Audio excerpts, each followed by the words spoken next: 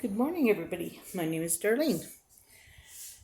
Today, we're going to talk about something that's very hard to talk about: positivity.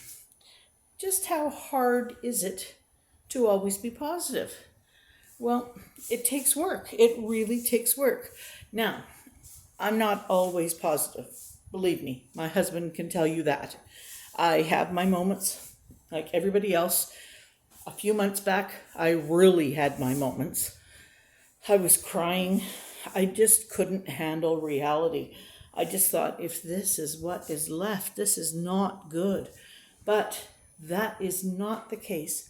I can lead a wonderful, full life. I simply have to choose to do it, and I have to choose to be positive.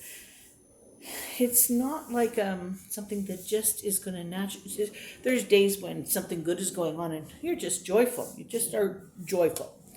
Then there are days that there isn't something wonderful going on, and you have to make yourself be positive. You can't sit there and go, "Oh, this is a day I'm just going to say, woe is me." No, you can't. You have to do it. So how hard is it? It can be very hard. When everything's going good for me, not hard at all. I see the glass is half full. I see that the day is sunny even if it's clouded over. I have no trouble during the hours that I am doing well. Even though my walking is slow, even though it takes a long time for me to do things, even though my hands are crippled up and I can't feel them, even though my feet bother me because they're numb up to the knees, all of that doesn't matter. I am easily positive. But it is instantaneously for me when my meds stop working and I start to freeze. I can freeze literally within a 30-second time frame. I get kind of a little tingly in my hands and my feet. And once I feel that tingly and then a heaviness starting to come, I know it's only a matter of minutes and I won't be able to move. At that time, I go, I hope I don't have to go to the bathroom. If I do, I'll try to go now, but I will just try to get comfortable in my chair. Because if I'm up, going to the bathroom or in the kitchen doing something, it is going to be a long haul sitting in my chair, not moving.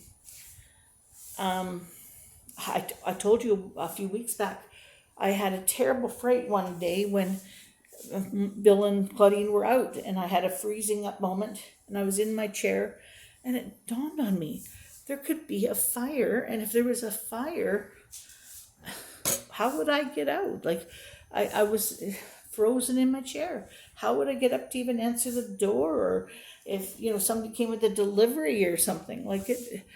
So then it's very easy when you start having those thoughts to go, oh, poor me. Poor me, nobody else out there has it as bad as me, I'm sure. That's ridiculous. Like, just take a walk through a children's ward at the hospital and don't ever again ask why me, because I'd far rather say, yes, me, rather than them. They don't get to choose, and neither do I. And if you can't choose, then you better make the best of your situation, because otherwise, what is life going to be like for you? So I make the choice every day when I get up. If it's the middle of the night, I get up, I make the choice that it's going to be a good day. If I'm really, really tired and I need to lay down, then I can try. Very seldom do I do it.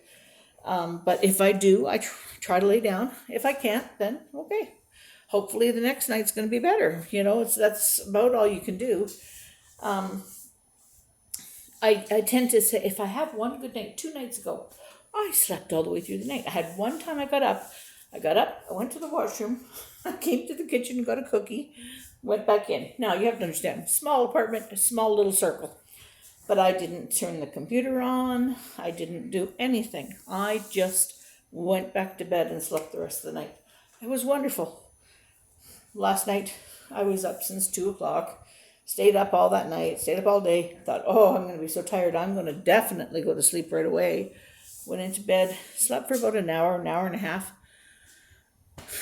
and I've been up, and it's now 7:15, and Bill's still sleeping, but he will be getting up. Now today I'm going to go out. I have something to look forward to.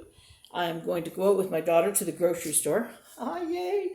I'm actually going to see if she'll take me to Walmart, because we were going to go to No Frills, but we have to exchange some underwear for my husband. It's over near the Walmart, so saving going back, but whatever. It doesn't matter which one we go to.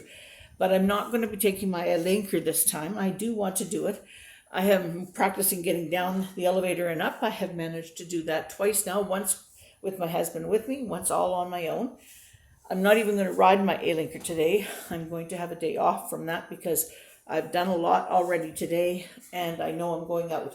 So knowing that, I'll be very tired when I come home, and I don't want my medicines to not work. Last night I had a dose of medicine at 5:45 that did not work. I froze up at 5 o'clock, and I froze harder at 8 o'clock, and I didn't get my meds till 8:45, and by 9 o'clock I was moving. But from 5 until 9 was a very long time to do nothing, because I couldn't concentrate on anything. Bill was watching something on TV that I was normally enjoying, but I couldn't really enjoy it because I was so uncomfortable.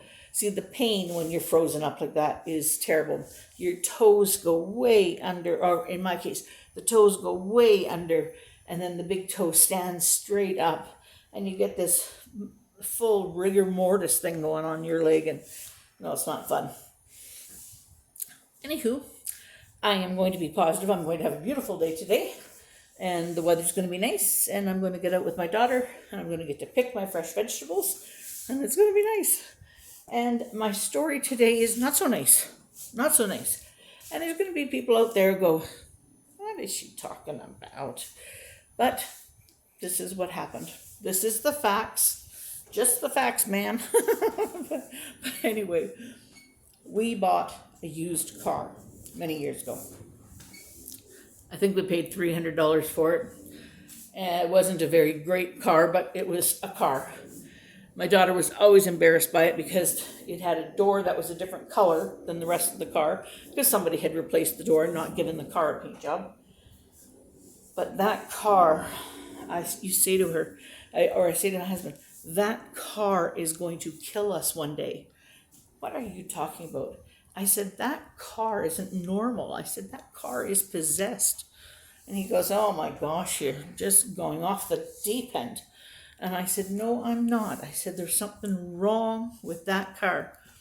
Well, he was sitting in the car a couple of days later, and the steering column comes up, and out of the steering column comes this little flush of smoke. And then it goes away. And he thought, oh my God, that's strange. But then a couple of days went by. Poof, there comes another one. And he said, I think there is something wrong with that. I'm going to take that to the mechanic. I said, okay, fine. Takes the car up to the mechanic. Mechanic says, I can't see anything in there. He says, it could be that you've got two wires a bit too close to each other. They're just touching, and when they just touch, they just, give a little puff of smoke. But he said, I wouldn't worry about it. Like he said, there's nothing burnt in there or anything. So Bill came home and he said, there's nothing really wrong with the car. And I said, okay. So there was snow on the ground, and I took the car the next day, and I went to this other area of our city, or well, it was a town really. Well, they say city of Quesnel, but it was a large town. But there was a steep hill, and I was coming down the hill, and all of a sudden I had no control of my gas. The gas pedal went straight to the ground, and I was coming down a hill. There was a busy street right at the bottom, and there was a pile of snow from the snow plows on each side. And I thought, I'm not going to get stopped. I had my feet full on the brakes, and that gas pedal was floored. So I did the next best thing. I took my wheel and I turned us into the ditch and piled into the snow, but it stopped the car. And I called Bill. And I said, I told you there was something wrong with this car. I said, it darn near killed your family. So anyway, he says, okay, well, we'll have to get rid of it. And I said, well, we have to be able to buy another car. We can't go without a car here. And he says, I know, he says, but if I can get $500 out of it, it'll go towards it. I said, well, you make sure you tell whoever buys it that it's smoked, that the gas pedal went down, and that your wife thinks it's possessed. He said, oh, don't worry, I'll tell them. He says, we'll get a good laugh at you thinking it's possessed. Anyway, along comes the buyer. Sure enough, cash in hand. I hear them out there laughing, ha ha ha ha ha, yeah, the wife thinks it's possessed. And the guy says, well, I'll take it off your hands. I don't think it's possessed. He says, I'm a mechanic. I can fix it if it is got problems. We said, fine. We sold him the car for $500, and we never gave another lick of thought to it. Christmas came. Knock, knock, knock on the door. Here's the guy that we bought the car from. He was bringing us a Christmas card. And he says, I just thought it would make your wife feel a bit better since we were giving her such a hard time, for me to own up to her that yes, indeed, that car was possessed. And Bill says, what? What do you mean was possessed? And we thought he'd perform some kind of ritualistic get the ghost out of it. He said he parked that car, went into the house. Nobody was near that car. He came out in the morning and the car was burnt to the ground. Burnt to the ground. He says it just spontaneously went on fire. And I said, well, whatever that puff of smoke was, probably was it. Either way, we sold a possessed car. He was aware of it. He bought it. Unfortunately, the car was no more, but thank goodness nobody was in it. Anyway, that's it for today. See you tomorrow.